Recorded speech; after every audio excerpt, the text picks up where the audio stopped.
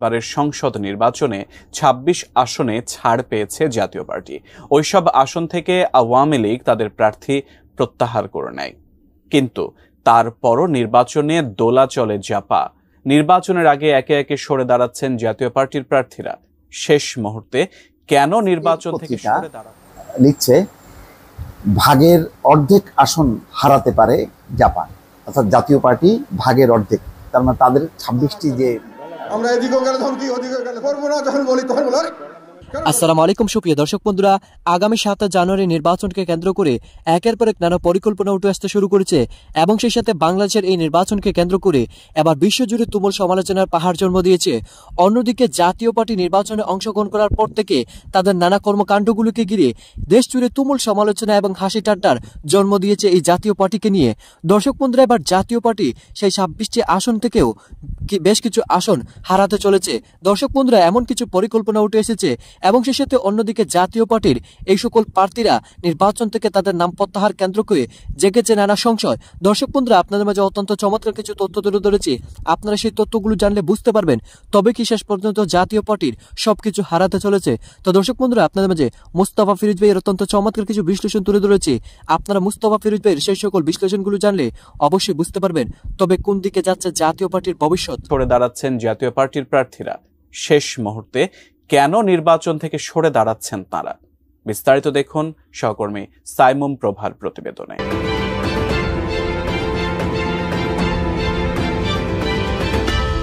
দ্বাদশ জাতীয় সংসদ নির্বাচনে ৩০টি রাজনৈতিক দল অংশ নিচ্ছে।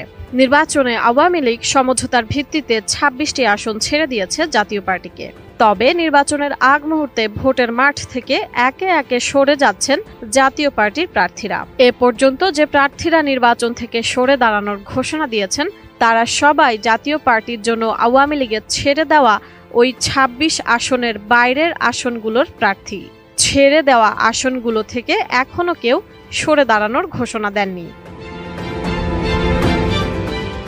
এদের অনেকেই বলছেন, সারা দেশে ৩০০টি আসনে প্রার্থী দেওয়ার সক্ষমতা থাকার পরও কেন্দ্রীয়ভাবে ২৬টি আসনে সমঝোতা করে নির্বাচনে আসার সিদ্ধান্ত জাতীয় পার্টির জন্য ভুল ছিল।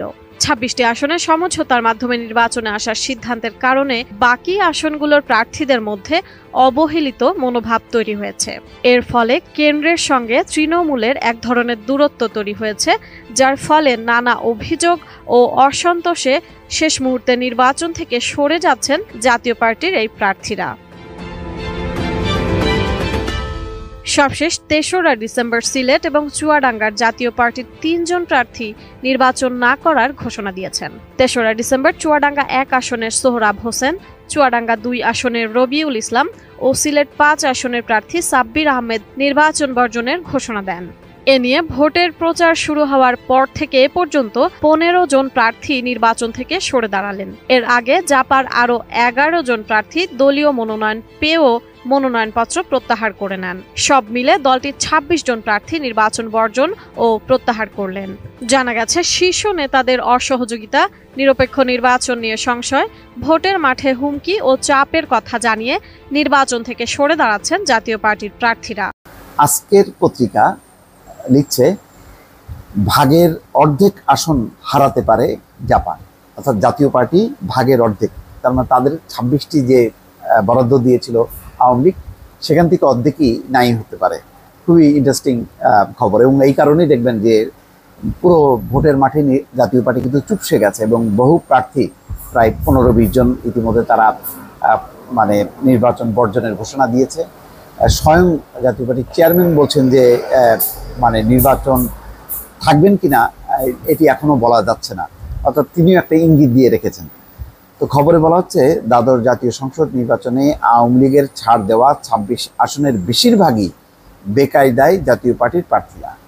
এগুলোর মধ্যে কমপক্ষে ১৩টিতে ছায়া ফেলেছে পরাজয়ের শঙ্কা, ৭টিতে জয় নিশ্চিত নয়। মূলত স্বতন্ত্র হিসেবে মাঠে থাকা আওয়ামী লীগের নেতারাই তাদের পথের কাঁটা। এই পথের কাঁটা অবশ্য দূর করার জন্য চেষ্টা চালা হচ্ছে, কিন্তু সেটা কতখানি সফল হবে সেটা বলা যাচ্ছে না। জাপাকে ছাড় দেওয়া ২৬ আসনের আওয়ামী লীগের মনোনীত প্রার্থীরা মনোনয়নপত্র প্রত্যাহারের শেষ দিনে প্রার্থিতা প্রত্যাহার করেন। মাঠে থেকে যান দলের মনোনয়ন প্রত্যাশী স্বতন্ত্র প্রার্থীরা। এদিকে জাতীয় পার্টি মনোনীত আরও 3 প্রার্থী গতকাল বুধবার নির্বাচন থেকে সরে দাঁড়ানোর ঘোষণা দিয়েছে। সূত্র বলছে, ছাড় পাওয়া 26টি আসনের মধ্যে জাপা কেবল 6টিতে জয়ের ব্যাপারে চিন্তামুক্ত। মানে মাত্র 6টা, আর 20টা আসনই সংকটের মধ্যে আছে। 6টা হচ্ছে চিন্তামুক্ত।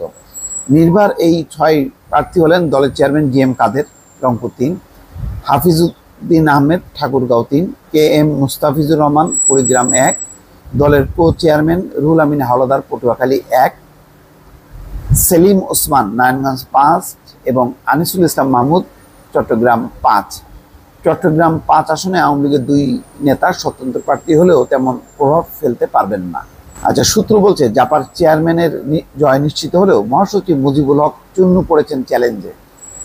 কিশোরগঞ্জ 3 আসনে তার প্রতিপক্ষ হিসেবে মাঠে আছেন স্বতন্ত্র প্রার্থী আওয়ামী লীগ নেতা নাসিমুল হক, গোলাম কবির ভুইয়া ও মাহফুজুল হক। দলের প্রেসিডিয়াম সদস্য GM কাদেরের স্ত্রী শেরিফা কাদেরও ঢাকা 18 আসনে বেকায়দায় রয়েছেন।